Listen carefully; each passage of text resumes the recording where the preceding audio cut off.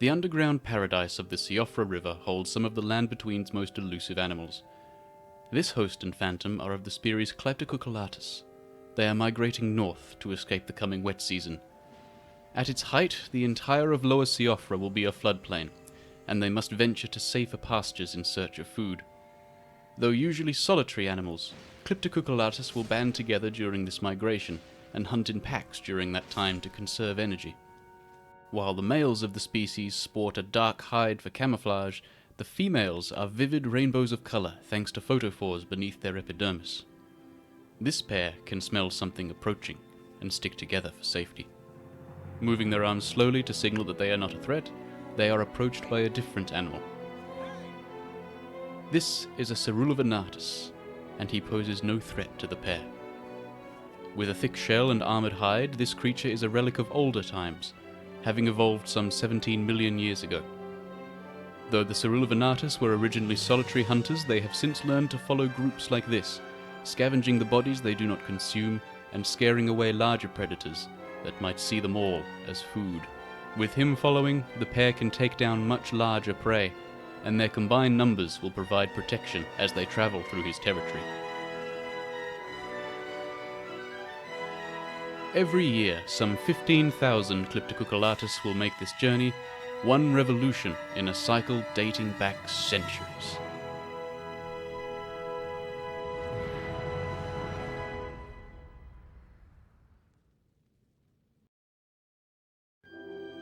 In the Land-Between's icy north, a different journey is underway. A mother totem capra is searching for a new nest. Covered with tough, bony armor, she has very few natural predators. The markings on her cheeks and around her eyes distinguish her from the other animals in the order Taurocapra, and serve as flashy warning signs to scare off would-be predators. Her single calf accompanies her, sticking close for protection. He is only a few months old, and in order to survive the harsh winter ahead, his mother is in search of a new home. With the rapidly growing size of her young, the old nest has become too small, and so they have been forced to venture out into the world. Not just anywhere in the mountaintops of the giants will do, however. Temperatures in these regions regularly plummet to less than negative 80 degrees centigrade, and she must find somewhere that will insulate them both from the cold air. They have been searching for several days now, and the mother is constantly on the hunt for prey as well as shelter. A thick layer of blubber and fat protect her and her calf from the worst of the elements, but such a bulk requires feeding. Wolves.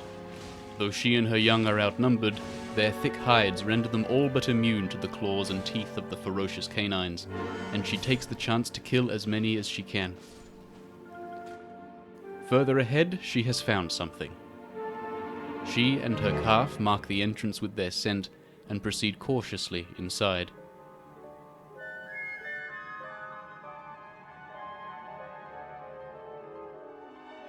These ruins are exactly what she wanted. She will make her new nest here and wait out the worst of the winter.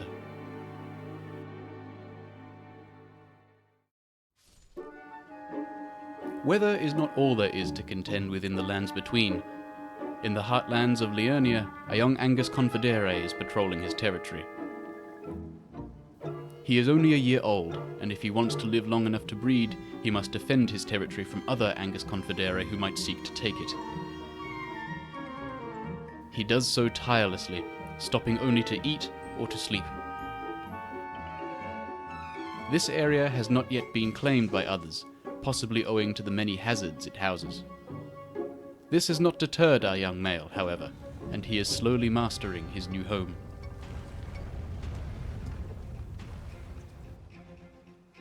Overconfidence, however, courts disaster.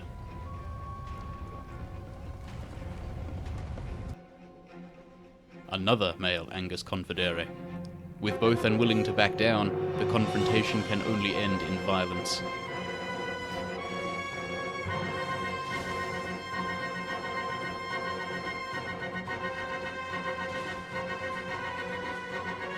Fights between male Angus Confedere are often short and brutal, and are almost always to the death. The fight has tired our young male, and he immediately hunts for food. Leone and Mutamagus are his favored prey, but he will need to hunt several to sate his hunger. The Angus Confedere is a skilled hunter, using stealth to close the distance on his prey before taking them down.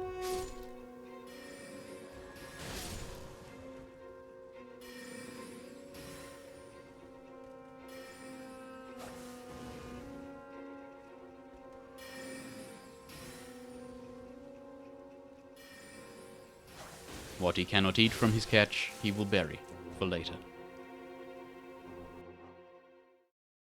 Though they are geographically close, the Altus Plateau could not be more different from Leonia. Ash from eruptions of the nearby Mount Gelmir have made this a verdant landscape, but with such an abundance of life, competition between species is fierce. This is a pair of Fulgolorica. This pair, like the rest of their kind, are highly territorial. Fulgolorica mate for life, and this pair's survival depends on a wide area in which to hunt. Because of this, they react to trespassers with extreme violence.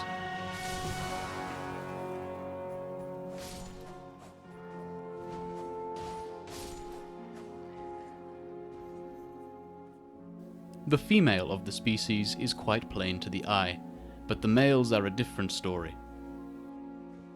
With his skin covered in electrocytes, he creates dazzling displays of bioelectricity across his thick hide. These provide him a dangerous layer of defense, as well as an intimidating threat display.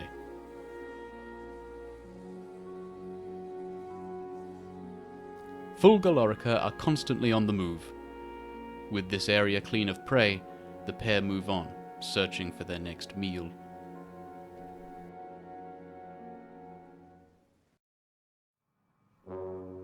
There are, however, larger predators in Altus. This is a Hastacapra. At 6 tons, she is the largest predator in the lands between, and boasts a considerable appetite. Her long horns are formidable weapons, and she does not hesitate to use them, making her an imposing hunter. The Lunar Gladius following her is not concerned, however, and the Hastacapra... The Lunar Gladius holds a symbiotic relationship with the Hastacapra. Not only does it consume the scraps she leaves behind, discouraging other scavengers, but it will also eat the parasites and fleas that it can pick off the Hastacapra's thick skin. With such a large bulk, she cannot easily do this herself, and so she will tolerate them. Until she gets hungry. The most dangerous predators, however, are found in Limgrave. The Cohomanipulus is one of the Lands Between's most aggressive hunters, and they will continue to hunt prey even after they have eaten their fill. With the scaly hide and long claws, they make for fierce adversaries. This hungry young Sagittaculus has bitten off more than he can chew. Cohomanipulus hunts in packs of 2 or 3, and their instincts make them deadly pack hunters.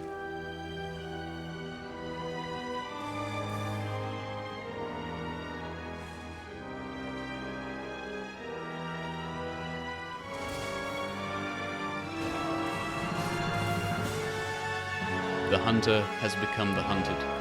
Unable to escape, he is easy prey for the bloodthirsty duo, and the pair have followed the trail of a Spheroventus. Though they outnumber him, the Spheroventus is not easy prey, and the Cohomanipulus must be careful. Realizing that escape is impossible, he chooses instead to fight. His sheer strength is more than enough to stop the pair knocking him to the ground, and they are forced to back off, circling their deadly prey carefully. They must use caution. If even one of them is taken down, then the other would be swiftly overpowered.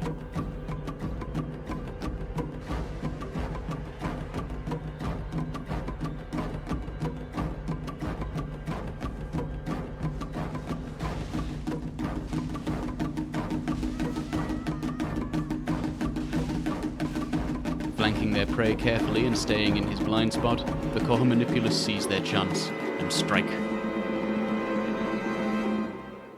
The hunt is over.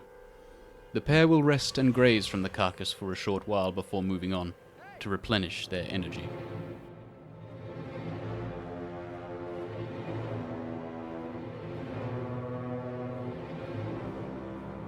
This is when they are at their most vulnerable. Apart from a lethargic threat display, this male has no more fight in him. When a hungry lunar velum attacks, he cannot even move his limbs to protect himself.